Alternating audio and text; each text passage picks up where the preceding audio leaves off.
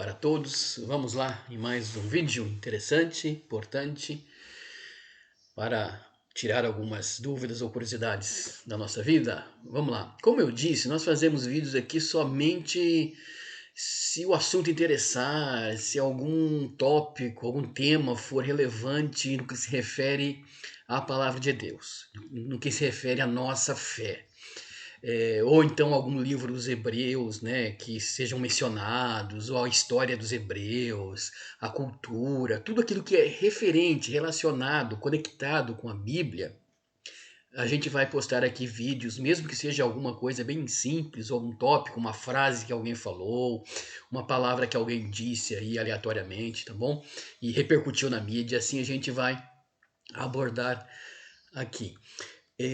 Então vamos falar alguma coisa de novo sobre a guerra. Não sobre essa guerra, porque como nós já falamos, já abordamos aqui, não é uma nova guerra, foi um novo ataque. Essa guerra já tem 76 anos. E tem muita gente, muito repórter, muito jornalista, muito youtuber, muito podcast, muitos teólogos, sociólogos, cientistas políticos, dizendo muitas coisas. Então nós aqui, nosso intuito, quem somos nós, né? Não é abordar essas coisas, mas aquilo que fica para trás, sabe? Às vezes você vê uma reportagem completa e tem ali uma palavrinha, um conceito, uma ideologia que parece que a Bíblia fala, parece que Deus revelou algum dia, parece que eu aprendi na igreja. Então é sobre isso que a gente quer aqui abordar nesses vídeos. Ou um filme que a gente assiste, surge ali uma cena parecida com uma história bíblica, ou uma notícia de um jornal, algum jornalista falou sobre uma cidade que aconteceu algo, que acharam um objeto e a gente começa a associar com a história bíblica. Então é sobre essas coisas simples, sabe? Que a gente pode tirar coisas relevantes para o nosso interior, para a nossa vida. Por isso que há sempre aquele slogan, né, desse canal aqui. Pequenas mensagens, mas grandes conteúdos, tá bom? Então vamos lá falar sobre curiosidade hoje, na verdade, sobre esses ataques. E você viu no título que interessante, embora pareça até engraçado ou parece um pouco obsceno, mas na verdade não é um trocadilho, né? Hamas e a faixa de gozo. Porque na verdade, gente, existem palavras no nosso idioma português que mudaram ao longo da história o seu significado, ganharam outros significados, às vezes significados mais chulos, né? Conforme esta palavra, gozo, mas não só no idioma português, é claro, na história dos idiomas, né, na linguística, você aprende isso. Então, por que Hamas e a faixa de gozo? Para fazer um trocadilho com gás ali, né? Por que esse trocadilho?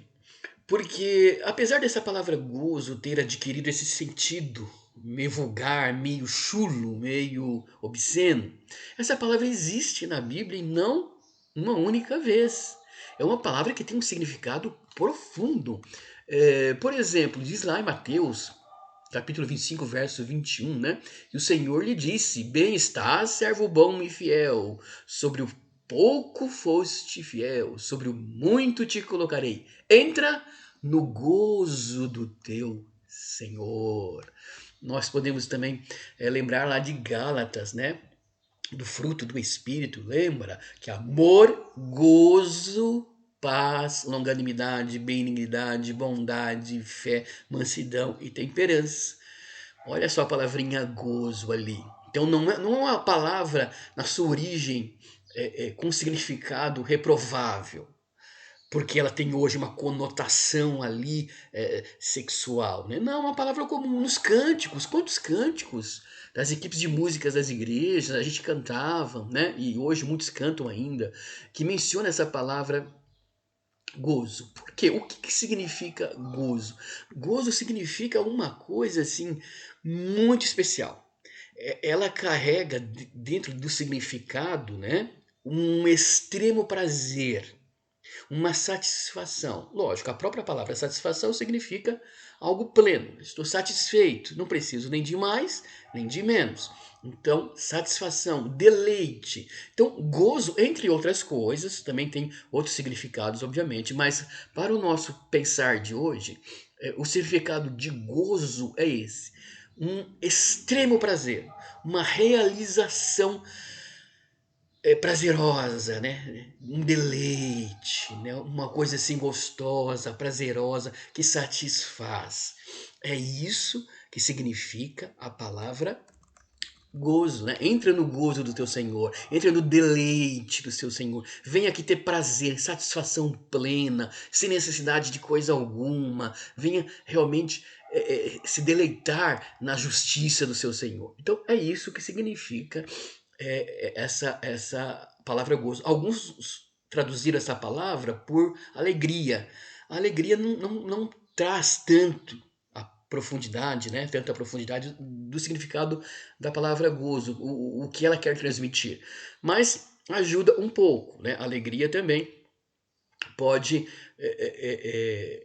ser traduzida, mas ela pode levar para o outro lado, né? Por exemplo, essa palavra gozo pode significar o lado do deboche, né? Você já ouviu aquilo que as pessoas falavam um tempo atrás, né?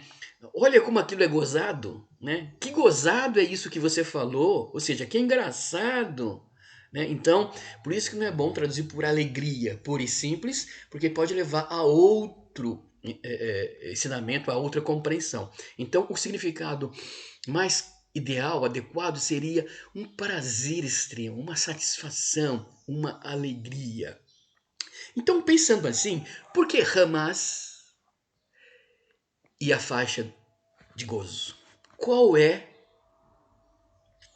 o gozo neste momento do Hamas? Você sabe que Hamas é um grupo terrorista. Eles estão na faixa de Gaza.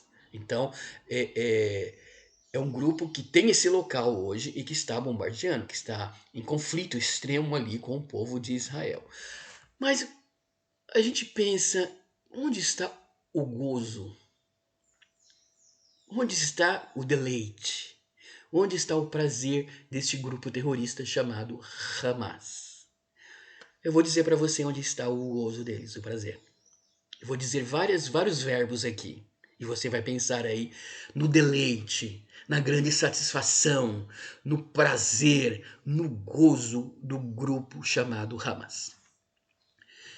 O gozo deles está em degolar, decapitar, fazer jorrar sangue pela jugular ou pelas veias carótidas ou não carótidas. É ver pessoas gemendo de dor. O gozo deles é ver a expressão facial de sofrimento extremo. O gozo deles é ver pessoas se estribuchando no chão de tanta dor, de tanta desgraça, de tanto sofrimento. Esse é o gozo do Hamas. Eles têm um prazer incontido nesta situação. Então, tem tudo a ver, embora seja um trocadilho, esse título desse vídeo. Hamas e a faixa do gozo, ou a faixa de gozo, porque eles têm o gozo em acabar com gente, em destruir pessoas, famílias, irmãos, amigos, tudo aquilo que tiver pela frente. É algo que satisfaz a mente e o coração deles. É acabar com o Estado de Israel, falando amplamente, né, agora, nesse contexto. É acabar com todas as pessoas que se dizem israelitas. Sabe de quem é esse gozo? É da semente da serpente. Você que ainda não assistiu, não ouviu, ouça com bastante atenção o vídeo desse canal, Sêmen do Bom, Sêmen do Mal, que falam sobre as duas sementes que estão na terra, a semente da mulher, que vem de Adão e Eva, e a semente da serpente, que vem de Eva e a serpente, Caim e Abel. Então esse gozo do grupo Hamas é o gozo de Caim ao matar Abel. A gente pensa muitas vezes que Caim foi lá, a surdina, deu uma pedrada na cabeça de Abel e acabou por isso. Não. Ele fez isso com prazer, ele fez isso com alegria. Ele viu o irmão dele sofrendo, morrendo e despejando sangue na terra. E ele realmente sentiu a maior alegria, o prazer, o conforto nisso, porque ele é filho do maligno. Ele era a semente da serpente, ele era assim e ele ainda está hoje. O espírito da serpente, de Satanás, da semente da serpente está nas pessoas em muitas regiões do mundo hoje. E esse Hamas é assim, eles têm esse prazer, eles têm esse gozo. É a mesma coisa, o sentimento é o mesmo. Não são pessoas que vão se converter, não são pessoas que vão ouvir o evangelho, não. Eles só têm um lugar pronto para eles. Só tem um lugar onde eles vão passar, viver, que Deus separou, que chama-se Lago de Fogo. Não tem outro jeito. O Lago de Fogo é preparado, foi construído para Satanás e seus anjos.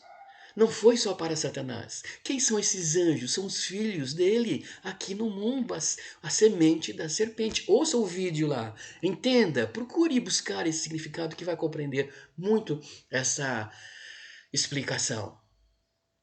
Então, esse trocadilho, né? Hamas, que habita na faixa de Gaza, é o mesmo Hamas que está na faixa do gozo, porque é lá que eles se deleitam em ver as pessoas morrendo, em ver inocentes sendo degolados, triturados, torturados, assassinados. Esse é o prazer, essa é a satisfação desse grupo Hamas. E interessante, uma outra curiosidade para finalizar, que Hamas, você sabe, é uma sigla, né, de um partido que se diz ali com ideologias para defender o povo, para defender os palestinos. É uma sigla, Hamas é uma sigla na língua árabe. Porém, existe uma palavrinha, Hamas, a mesma palavra, transliterada no hebraico. É interessante, é uma curiosidade. Sabe o que significa esta palavra, Hamas, no hebraico? Violência. Mas não uma violência pura e simples, uma violência cruel, seguida de sangue derramado, seguida de sofrimento e de crueldade máxima. Essa palavrinha é aquela mesma palavra usada em Gênesis 6:11, que diz assim: ora, a terra estava corrompida aos olhos de Deus e cheia de violência. Vou ler de novo, diferentemente agora.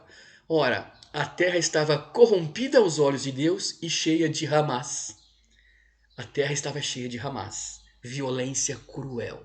É apenas uma coincidência, vamos dizer. Embora nós sabemos que mesmo sobre as coincidências está o grande rei, está o rei dos reis, está aquele que é soberano e usa as coincidências para nos ensinar algumas coisas e usa as coincidências para nos abençoar, para nos dirigir no caminho da vida, tá bom?